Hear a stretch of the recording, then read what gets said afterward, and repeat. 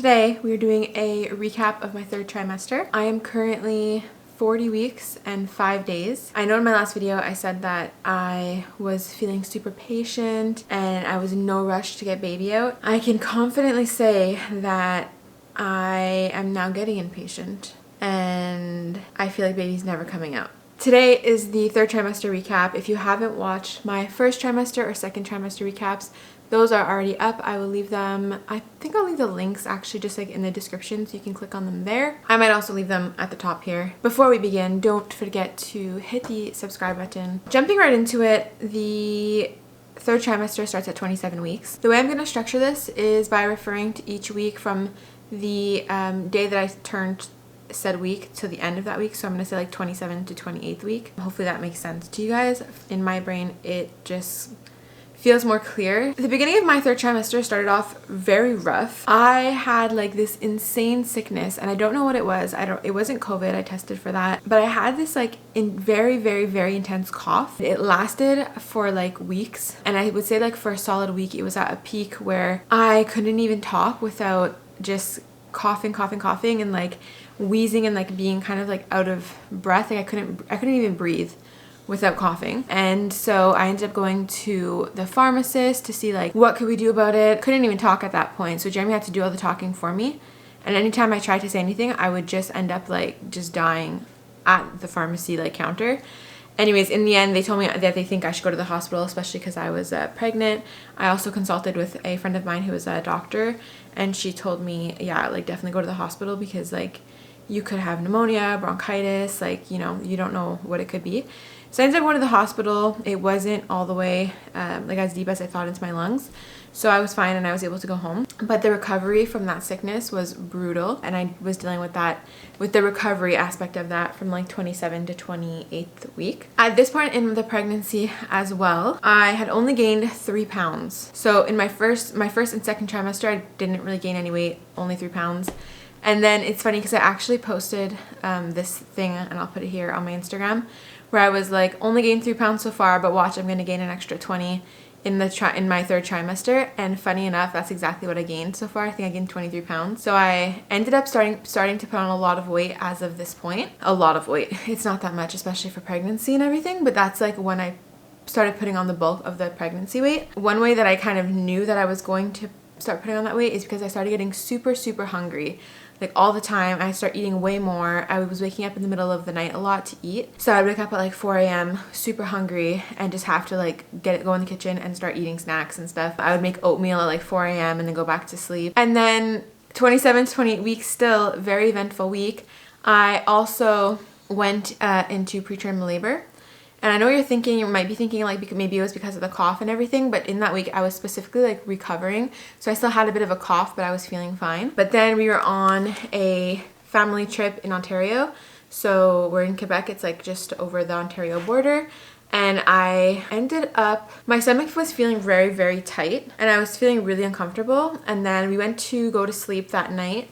And I went to the bathroom like one more time, and when I wiped, I saw blood. For reference, it wasn't the first time in my pregnancy that I've seen spotting. So I tried not to panic too much, but then I started panicking, of course, because it's never fun to see that. So I ended up contacting my midwife, asking what I should do. And they were like, just to be safe, like you should go into the hospital and just like get checked. The thing was as well is that for the 3 days prior to this, I was like having like a very like mucusy kind of discharge, and it was very yellow, and I didn't know what it was. So that was 3 days prior, like for the full 3 days I had it, and like I don't know, I had an off feeling about it, but I had a midwife appointment coming up and I was like, I'll just talk to the midwife about it then, maybe I have like an infection or something. But I wasn't too stressed about it. But then that with the spotting that I had, I kind of started to wonder if it was my mucus plug. In the end, it was the mucus plug. We went to the hospital and I was actually having a threatened preterm labor. So that was like the day before I turned 28 weeks. And I was having contractions. I didn't even know I was having contractions, but I was having contractions every 2 minutes, lasting like about like 30 seconds to a minute, usually closer to a minute. And I was having that for hours. So I also made videos on that, so I will post them in the description as well if you want to know what that was like. But yeah, so that was how I ended my 27th to 28th week. It was a very intense time in the pregnancy. Then the 28th to 29th week, because of all the contractions, I felt like she was about to fall out of me. I had a really hard time walking. I couldn't even go to the store. I couldn't, like, just walk around the house was very uncomfortable. And I was kind of like recuperating from the threatened preterm labor. Was mostly on bed rest. Like, they told me not to do much. I was still having contractions here and there. I was really, really stressed because, you know, I almost like just gave birth to a very early, and she would have been very like preterm, and she would have been a really small preemie. So I was just stressed. I was still worried that she was going to come out because I was waiting for a follow-up appointment. When I did go to the hospital at this point, and then to my midwife appointment, I ended up gaining 15.8 pounds in like a matter of a week or two. So that was insane to me because I put on all the weight one shot, or most of the weight. Then my 29th to 30th week, I finally ended up going in to see a doctor. Like, I went to my midwife, they referred me back to the hospital, I went back to the hospital, they monitored my contractions, they checked to see if I was dilated, if I was effaced, all that stuff, and I was cleared to go back to regular activities and that there was no chance of her coming out. And it ended up that I was just very, very dehydrated, and that's what was causing the contractions and everything. My back was really, really hurting.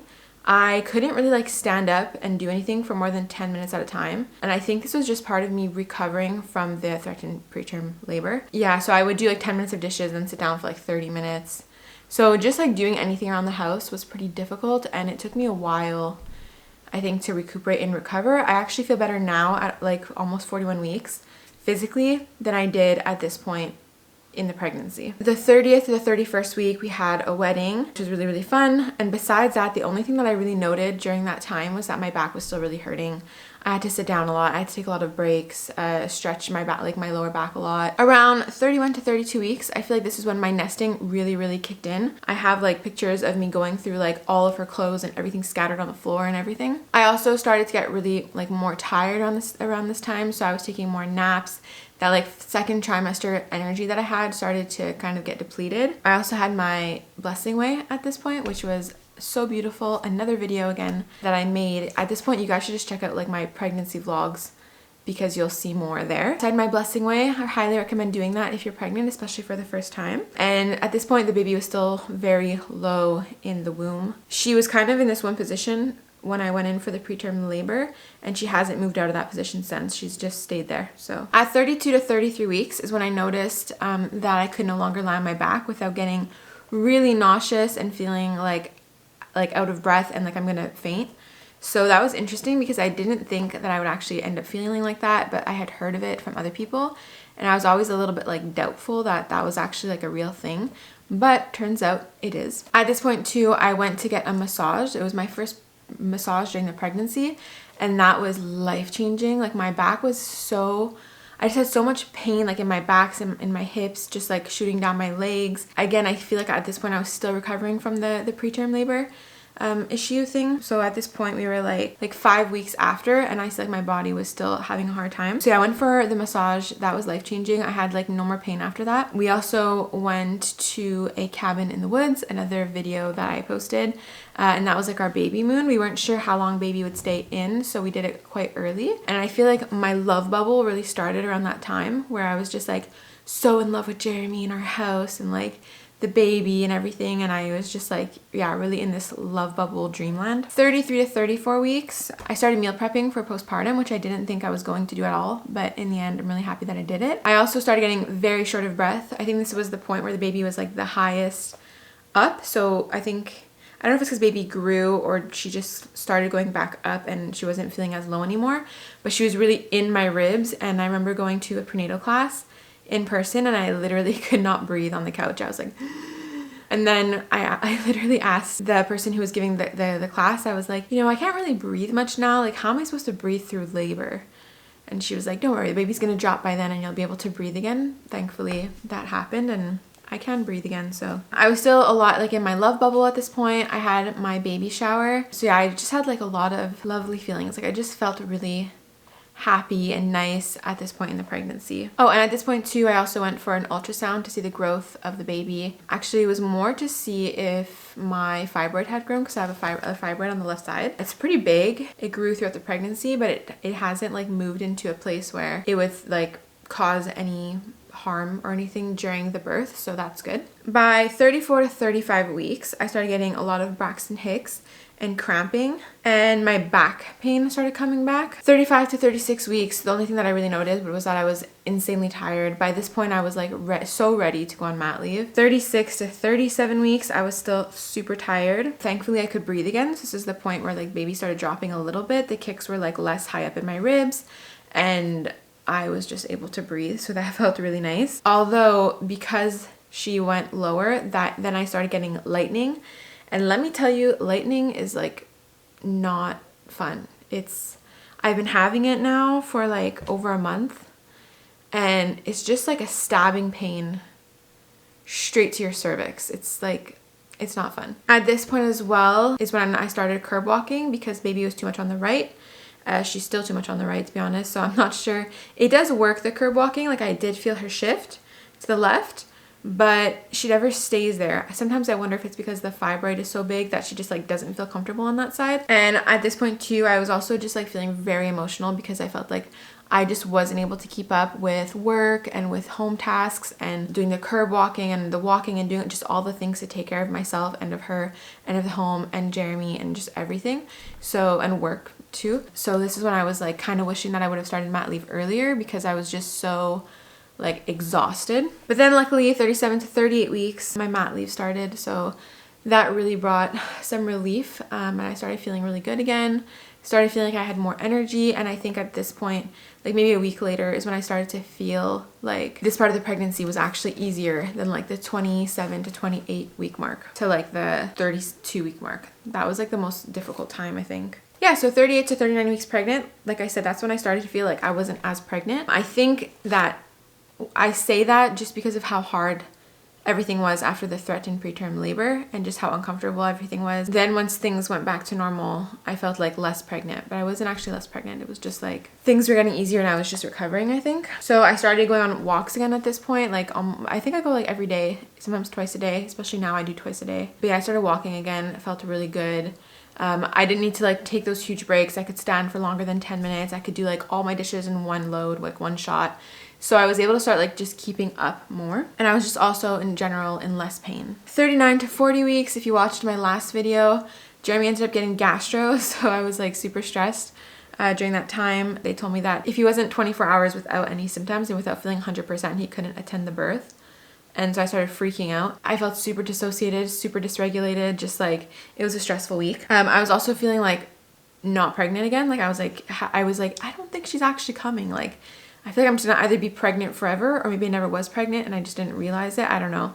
I just felt really dissociated, to be honest, last week. I don't know if that's normal or the stress or what it was, but it was a weird week. I was also before the gastro, so like right before the gastro, I was feeling super emotional. So it was weird because I felt super connected to the baby, and like we were journaling a lot and I was scrapbooking and like crying just because like the emotions like have this journey and that fact that I'm gonna meet her and everything felt so beautiful and stuff. And then when we found out that Jeremy had the gastro, it was like 180 and I was like super dysregulated and dissociated and just like, what is happening right now?